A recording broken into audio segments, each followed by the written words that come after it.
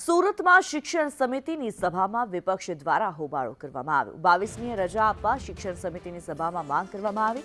22મીએ શાળામાં રજા આપવા માટે વિરોધ પક્ષ દ્વારા માંગ કરવામાં આવી છે। સરકાર નક્કી કરશે રજા બાબતે તેવું શાસક પક્ષ દ્વારા કહેવામાં આવ્યું છે। સ્કૂલમાં જ રામ મંદિરની ઉજવણી થાય તેવું શાસક પક્ષનું કહેવું છે।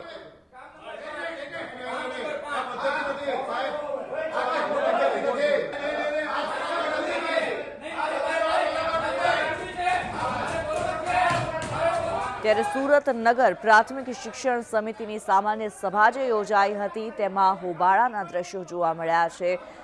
વિરોધ પક્ષનો કામને લઈને વિરોધ થયો છે।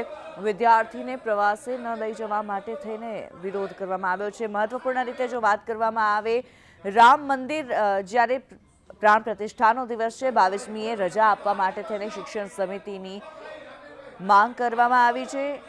22મીએ શાળામાં રજા આપવા માટે વિરોધ પક્ષ દ્વારા આ માંગ કરવામાં આવી છે। જ્યારે શાસક પક્ષનું કહેવું છે કે સરકાર નક્કી કરશે રજા બાબતે, જે કંઈ પણ નિર્ણય લેવાનો રહેશે તે સરકાર દ્વારા નક્કી કરવામાં આવશે। સ્કૂલમાં જ રામ મંદિરની ઉજવણી થાય તેવું શાસક પક્ષ દ્વારા કહેવામાં આવ્યું છે। મનીષ પરમાર વધુ વિગતો જણાવી રહ્યા છે। મનીષ, જે પ્રમાણે હોબાળાના દ્રશ્યો જોવા મળ્યા હતા શિક્ષણ સમિતિની સભામાં, શું કારણ રહ્યું? જી બિલકુલ, વાત કરીએ તો આજે સુરત મહાનગરપાલિકાની શિક્ષણ સમિતિની જે સામાન્ય સભા હતી તેમાં વિરોધ પક્ષ દ્વારા જે કહેવાય કે વિરોધ કરવામાં આવ્યો હતો। વિરોધ કરવાની સાથે જે શાસક પક્ષના જે લોકો છે તેમણે પણ વિરોધ કર્યો હતો અને તમામ જે આરોપ છે તેને નકારી કર્યા હતા। આરોપ હતો કે વિદ્યાર્થીઓને જે સ્કૂલ યુનિફોર્મ અને ચોપડા આપવામાં આવે છે માત્ર 2 મહિના બાકી છે ત્યારે આપવામાં આવે છે। યુનિફોર્મ પણ છે, 2 મહિના બાકી છે ને તેને લઈને વિરોધ કરવામાં આવ્યો। સાથે જ વાત કરીએ, જે વોક ઓર્ડર આપવામાં આવ્યો હતો તેમાં પણ ગેરરીતિ થઈ હોય તેનો આક્ષેપ કરવામાં આવ્યો। તમામ આક્ષેપના મામલે જે શાસક પક્ષના જે શિક્ષણ અધિકારી છે તેમણે આ તમામ જે આરોપ છે તે નકારી કાઢ્યા હતા। જી ધન્યવાદ મનીષ આ માહિતી માટે। ત્યારે સુરતમાં નગર પ્રાથમિક શિક્ષણ સમિતિની જે સભા યોજાઈ હતી તેમાં હોબાળાના દ્રશ્યો જોવા મળ્યા છે। વિપક્ષ દ્વારા હોબાળો મચાવવામાં આવ્યો હતો। 22મીએ રજા આપવા માટે શિક્ષણ સમિતિની સભામાં માંગ કરવામાં આવી, જે વિપક્ષ દ્વારા આ માંગ કરવામાં આવી હતી। જ્યારે શાસક પક્ષ દ્વારા એવું કહેવામાં આવ્યું છે કે જે રજા બાબતનો કોઈ પણ નિર્ણય હશે તે રાજ્ય સરકાર દ્વારા નક્કી કરવામાં આવશે। સુરતમાં શિક્ષણ સમિતિની સામાન્ય સભાની અંદર વિરોધના સૂર ઉઠ્યા હતા। અમુક અન્ય બાબતો માટે પણ વિરોધ જોવા મળ્યો હતો। વિપક્ષ દ્વારા વિરોધ કરવામાં આવ્યો છે। હોબાળાના દ્રશ્યો જોવા મળ્યા। અરે એ ક્વોલિટીનો રિપોર્ટ અમે રેન્ડમી યુનિફોર્મ બૂટ મોજાનો રેન્ડમી લઈએ છીએ સ્કૂલમાં જઈને અને એનો ટેસ્ટિંગ રિપોર્ટ કરાવેલો છે ને એનો ફાઇલમાં લેબોરેટરી રિપોર્ટ છે।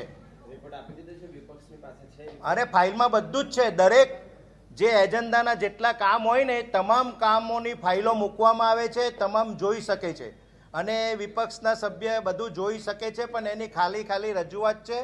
અમે સારામાં સારો વિદ્યાર્થીનો સર્વાંગી વિકાસ માટે તમામ સભ્યો સાથે મળીને શિક્ષણ સમિતિ કામ કરી રહી છે। 100% ખર્ચે મહાનગરપાલિકા યુનિફોર્મ બૂટ મોજા, હાલમાં તો સ્કૂલ બેગ પણ આપવાના છે।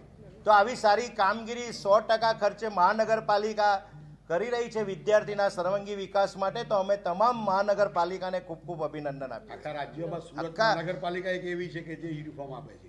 આખા રાજ્યમાં સુરત મહાનગરપાલિકા તમામ પ્રકારની ગુજરાતમાં, કેન્દ્રમાં અને સુરત મહાનગરપાલિકામાં ભારતીય જનતા પાર્ટીની સરકાર છે અને આ સરકાર બાળકના સર્વાંગી વિકાસ માટે તમામ પ્રકારની સુવિધા આપે છે। નગર પ્રાથમિક શિક્ષણ સમિતિની શાળાઓમાં રજા જાહેર કરવામાં આવે। બીજું મુદ્દો કામ નંબર 1માં વિરોધ એ હતો કે અહેવાલ લખવામાં જે વારંવાર ગોટાળાઓ કરવામાં આવે છે, તો માંગણી એ છે કે શિક્ષણ સમિતિની તમામ સામાન્ય સભાઓનું લાઈવ રેકોર્ડિંગ કરવામાં આવે।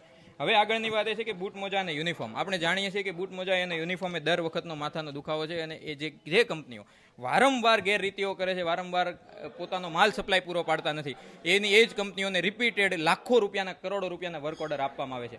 તમને